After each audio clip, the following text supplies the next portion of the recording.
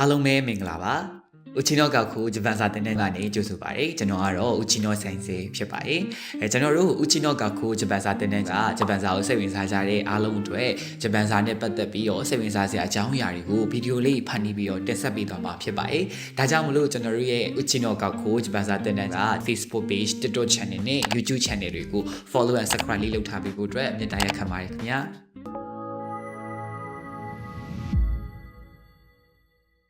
ကဲဒါဆိုရင်သင်ခန်းစာလေးကိုစလိုက်ရအောင်ဗျာဒီနေ့မျှဝေပေးချင်တာကတော့အခြေခံဂျပန်စကားမှာလေ့လာမယ်အတန်မျိုးစားအကြောင်းပဲဖြစ်ပါတယ်အဓိကအဖြစ်အတန်မျိုးစား၃မျိုးတိတိရှိပါတယ်တန်ညင်းတန်ပြင်းနဲ့တဝက်တန်ပြင်းပေါ့နော်အဲ့တော့ဒီတန်မျိုးမြန်မာစကားရဲ့တရားမှာလည်းဒါတင်မှုတာဆိုတော့လေအားလုံးနဲ့ယဉ်ကျေးနေမယ်လို့တော့ထင်ပါတယ်အဲ့တော့စကားတဲ့တစ်ခုဖြစ်ပေါ်လာဖို့အတွက်ဆိုရင်ကျွန်တော်တို့လေချောင်းနဲ့မှာ green နဲ့မှာတုံခါမှုဖြစ်ရတယ်ပေါ့နော်အဲ့တုံခါမှုကညင်သာတဲ့အချိန်လည်းရှိမယ်ပြင်းထန်တဲ့အခါလည်းရှိမယ်ပေါ့နော်အဲ့တော့ညင်သာတဲ့တုံခါမှုကြောင့်ဖြစ်ပေါ်လာတဲ့အတန်မျိုးကိုကြတော့တန်ညင်းလို့ခေါ်တယ်သူကဂျပန်လိုဆိုလို့ရှိရင်တော့သူဆဲအွန်လို့သုံးတယ်ပေါ့နော်ဆဲအွန်ပေါ့အဲ့တော့ဆဲအွန်တန်ညင်းကအတန်90တိတိရှိခဲ့တယ်ဒါပေမဲ့လို့နောက်ပိုင်းကျတော့မသုံးတော့တဲ့အတန်တွေရှိရခါ45တန်ပဲကျန်ခဲ့ပြီနော်တန်ပြင်းကကြတော့ဒါပြင်းထန်တဲ့တုံခါမှုကြောင့်ဖြစ်ပေါ်လာတဲ့အတန်မျိုးပေါ့နော်သူဂျပန်လိုဆိုလို့ရှိရင်တော့ဒါခုအွန်လို့သုံးတယ်နော်ဒါခုအွန်တော့ကျတော့အတန်20ရှိရယ်နောက်တဝက်တန်ပြင်းကြတော့တန်ပြင်းလောက်မပြင်းထန်ဘူးပေါ့နော်အဲ့လိုမျိုးမပြင်းထန်တဲ့တုံခါမှုကြောင့်ဖြစ်ပေါ်လာတဲ့အတန်မျိုးကိုကြတော့ဒါတဝက်တန်ပြင်းတော့ကျွန်တော်တို့ကခေါ်တယ်ပေါ့နော်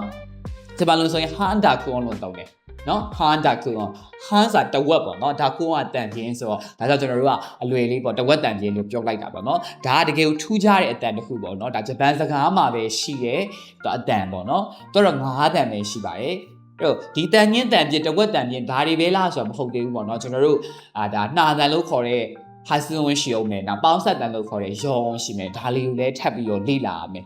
နှာတန်လို့ဘာလို့ခေါ်လဲဆိုကျွန်တော်တို့ကစကားတန်ဖြစ်ပေါ်လာဖို့အတွက်လေထုတ်ရတယ်ပေါ့နော်အဲ့အချိန်မှာလေကဒီနှာခေါင်းကနေထွက်သွားတာပေါ့နော်ပါးစပ်ကနေထွက်ပဲနှာခေါင်းကနေထွက်သွားတဲ့ခါကျတော့ဒါကြောင့်နှာတန်လို့ခေါ်တယ်ပေါ့သူကတတန်နေပဲရှိရတဲ့အတွက်ဒါမှတ်ရအလွယ်တယ်ပေါ့နော်ပေါင်းဆက်တန်ကျတော့သူ့ရဲ့နာမည်အတိုင်းပဲပေါ့နော်အတန်တစ်ခုကပေါင်းစည်းပြီးတော့မှအတန်တစ်ခုဖြစ်လာတာပေါ့နော်